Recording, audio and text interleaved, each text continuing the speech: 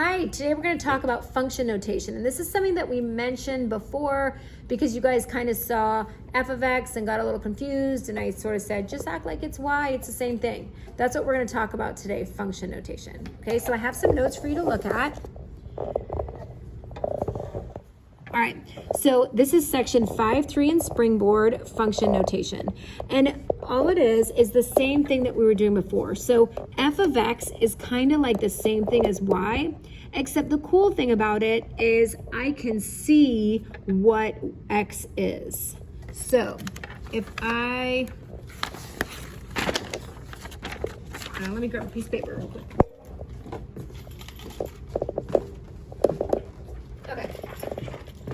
So here we have this function, and it doesn't always have to be an f. It could be h of x or j of x. That's just how you read it. You say f of x is 9 minus 4x. And they're giving us all these different domains to plug in.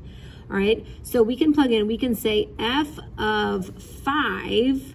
Now we're not actually going to do anything. This f is not a variable. We aren't going to plug something in. We're not solving for f. We're saying, hey, when we figure this out, we knew that we inputted a 5. All right, so I'm going to keep this the same, 9 minus 4, and instead of putting the x there, I'm putting the 5. So this side is going to stay the same. I'm not doing anything over here, and I'm just doing calculations on this side. Okay, so f of 5 equals 9 minus 20. F of 5 equals negative 11. So when I read f of 5 equals negative 11, like I said, I'm not trying to solve for x. This is saying, hey, when I inputted 5, when 5 was my domain, my answer is negative 11. My range is negative 11. So that's what that means. And this question wants us to fill in for the domain of 5, for the domain of negative 3, and for the domain of 0.5. So I'm going to keep doing that. I'm now going to say f of negative 3 equals 9 minus 4 times negative 3, and then f of negative 3 equals, now I have to multiply those, 9 plus 12, f of negative 3 equals 21. Okay? So once again, this is, I'm not doing anything here for x. This is saying when the input value was negative 3, the output value was 21. And so let's try 0.5. F of 0.5 equals 9 minus 4 times 0.5. All right, f of 0.5 equals 4 minus, what's half of 4? 2. F of 0.5 equals 7. All right, now they wanted me, that was not the end. I had to do all of that work. So sometimes I like to just circle it so I don't have to go back through all this stuff.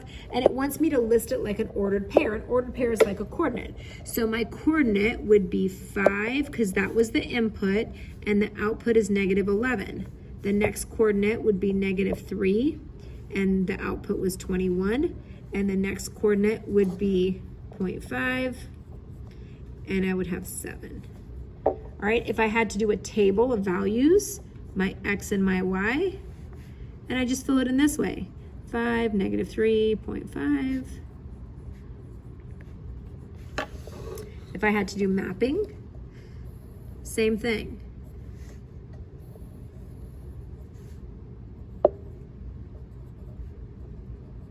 And then you would just have arrows that it's going to negative 11, it's going to 21, it's going to 7. And then a graph.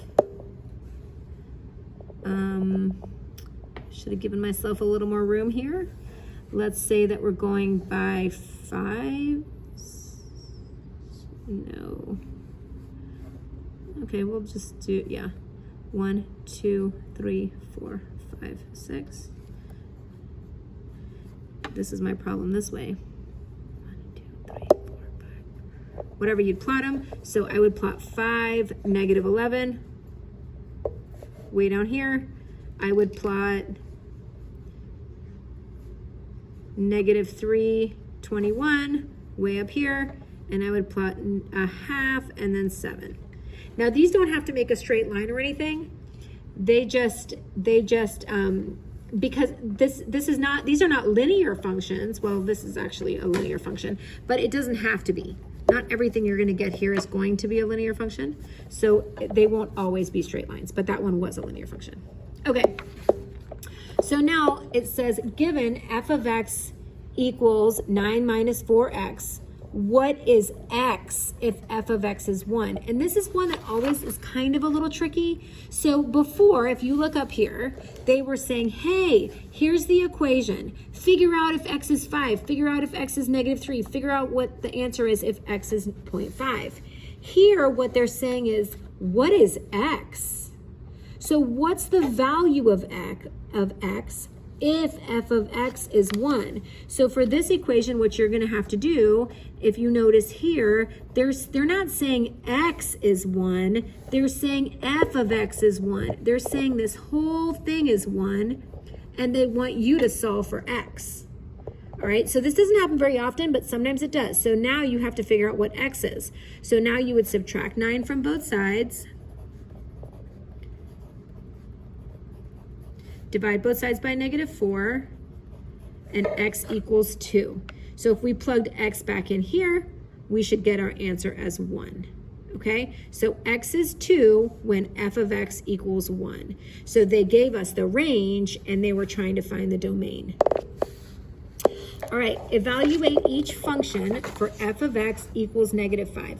And when it says f of x equals -5 like this, it was talking about like the first kind of problems where we're just plugging in -5 to x. Okay, so you guys should go ahead and freeze it. I mean, like pause the video and then just check your answers, because I'm sure you're pretty good at this right now. I'm going to kind of try to go through these quickly. So f of -5, I'm just plugging that -5 in. Was -10 minus 7.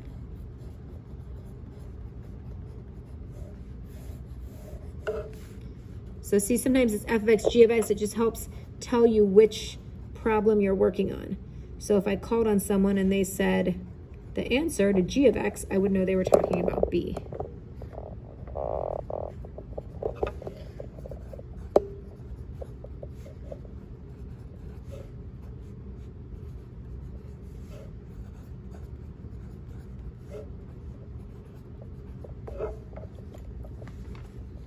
Okay, and down here, running out of room on paper, once again, h of -5 equals 2 over -5 squared.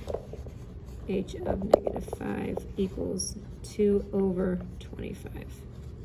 Okay, so that's all we're doing, is we're just plugging it in, and we're keeping that h of -5 on the side there, so we know what the input was and what the output is. All right. Now, oh, this part is so easy, and it looks a little scary at first. It's saying with a sequence, the terms are the range. So if we have a sequence here, see if this makes sense to you, right? We have the sequence 4, 7, 10, 13. Well, what's happening between each thing? Between each term, I should say, we are going up by 3, it looks like. So here's the deal. The input value is the place that it's in. So if I were to say, and I think I write it down here, if I were to say what's f of 1, it means what number comes first. So it's going to be 4. F of 2, what number comes second? Well, it's the 7.